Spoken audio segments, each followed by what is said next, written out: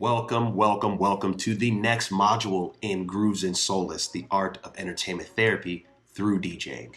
I am DJ Kibo. Here is your host, your teacher, your guide, and obviously your homie. Today we're going to talk about something very important, probably one of the most important parts of your DJing career, and that's reading the room, getting a gauge of what's happening in your environment. Get my drift? Let's get into it.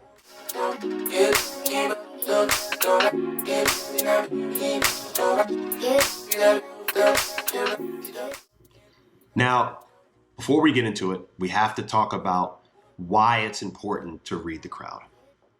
If you as a DJ, like let's say you're DJing and you're just playing your favorite songs, you put together this great playlist of songs that you love, that you've been practicing all month. You show up to the party and you throw down that set and you do it and it's great, but the crowd isn't rocking with it, or the crowd doesn't really care much for it. When you don't pay any attention to your audience, the audience won't pay any attention to you.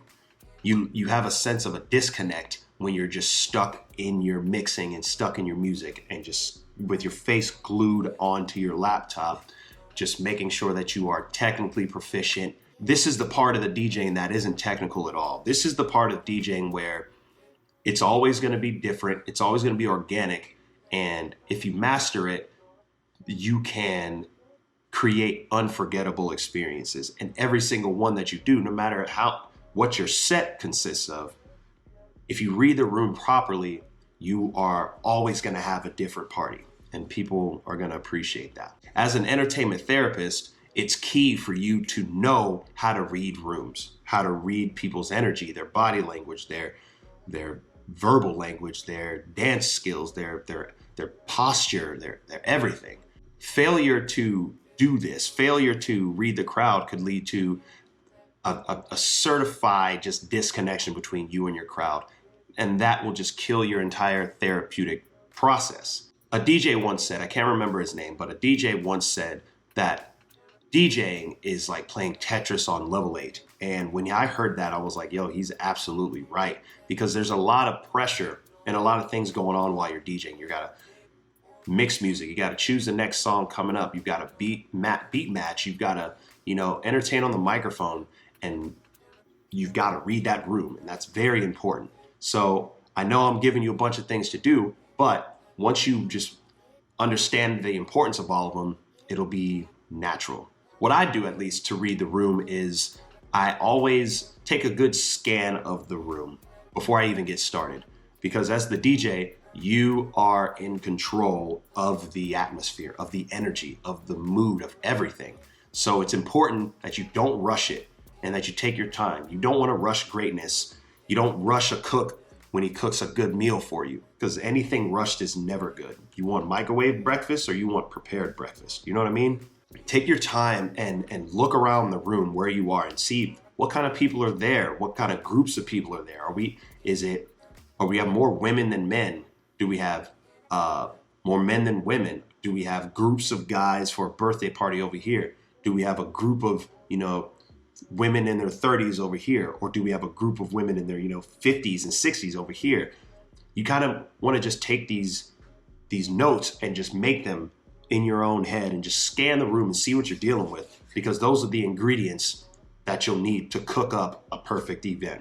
Don't be afraid to speak to some of these people, even whether it's guests or it's a party planner or the client.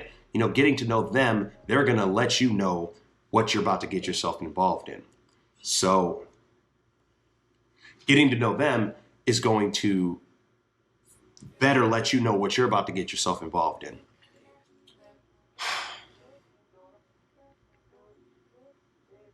For example, if you know you have a group in a specific age group, then that just narrows down the music that you're going to want to play. You play a little top 40 here and there, but you also want to kind of play things that are from their time. That's going to be nostalgic and it's going to resonate with them. There's no way that you'll know all the people that you're DJing for. You won't know them exactly. You only know them to a certain extent.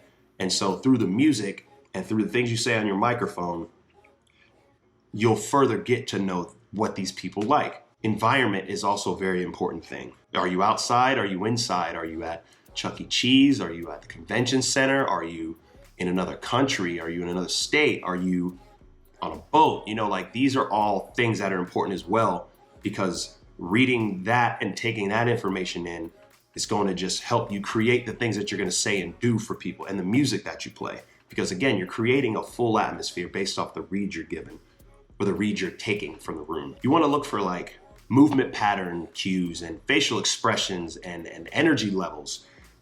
Those things are going to let you know if you're reading them properly or if you're not.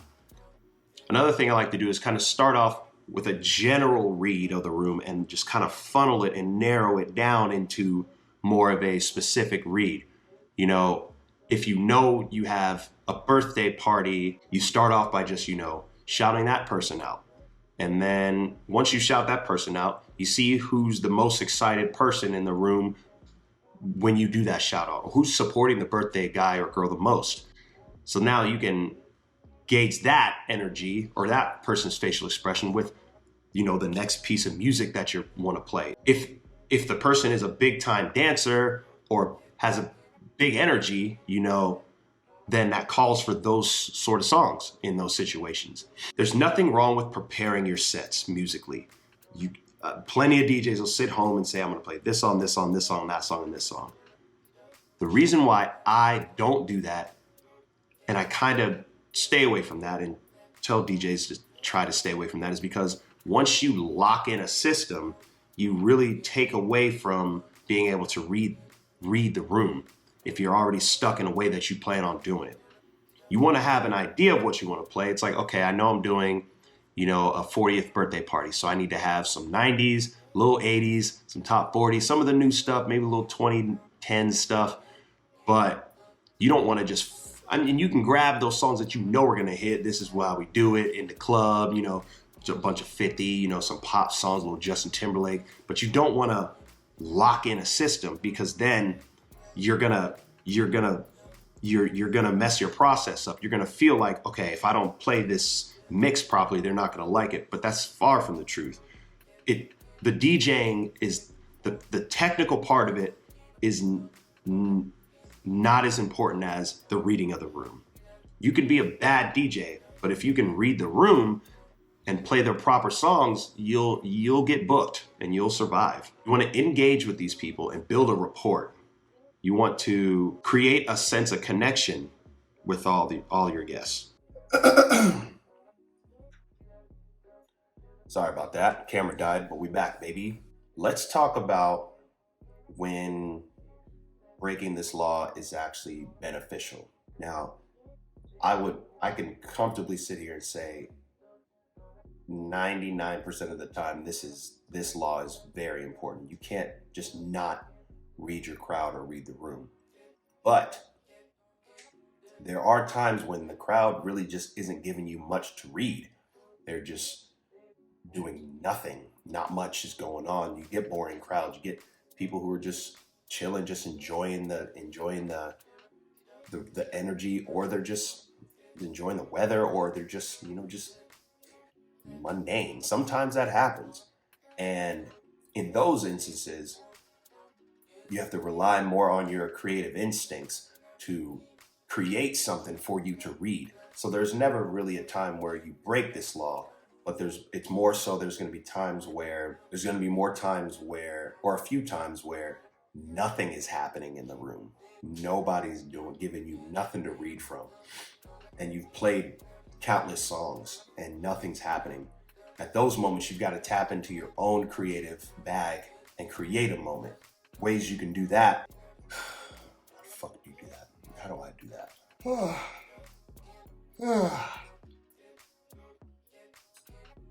You can make a comment about the weather. You can make a comment about the location and the atmosphere of the location.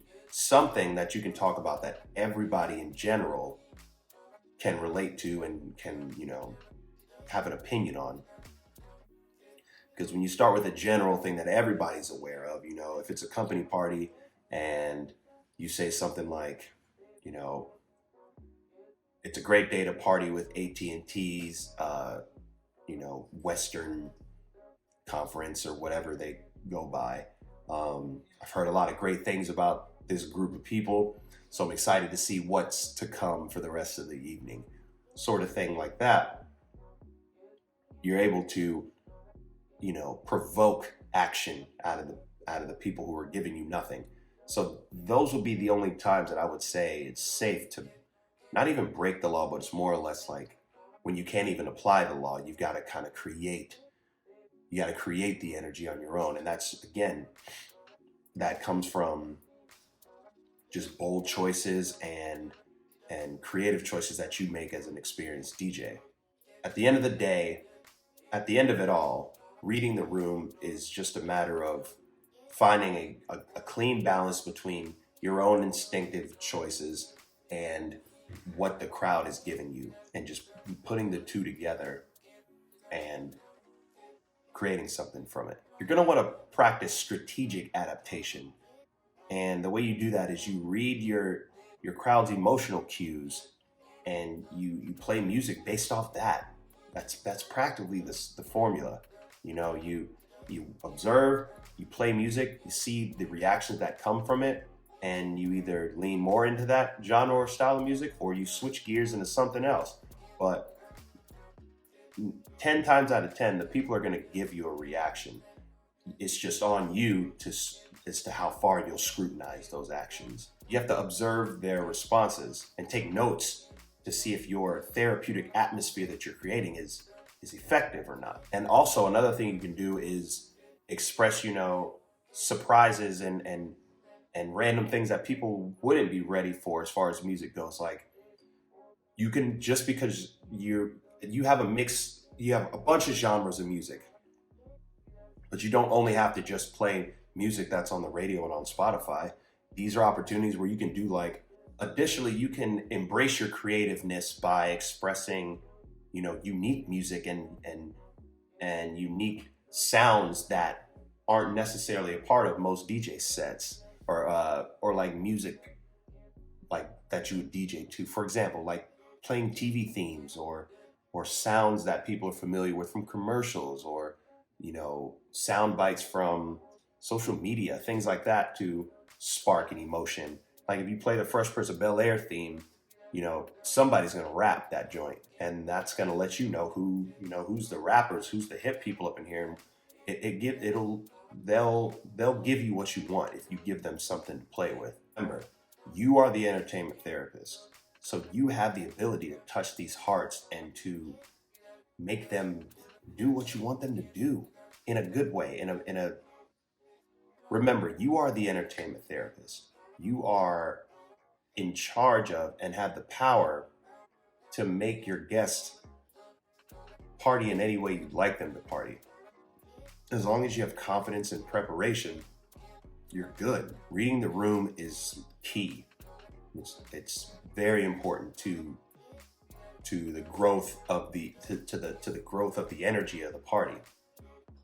So remember to just do your best while you're going through your sets to just take your head away from that laptop just for a moment. Scan the room and look around with what you're dealing with. And don't be afraid of your own creativity.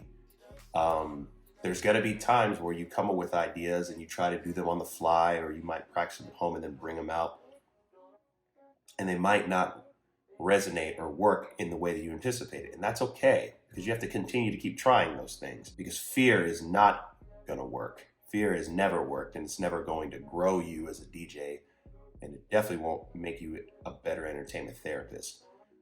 These people are trusting us to supply them with the soundtrack of their life, for that moment at least. So it's in your best interest to experiment as much as you can, and take note of what works and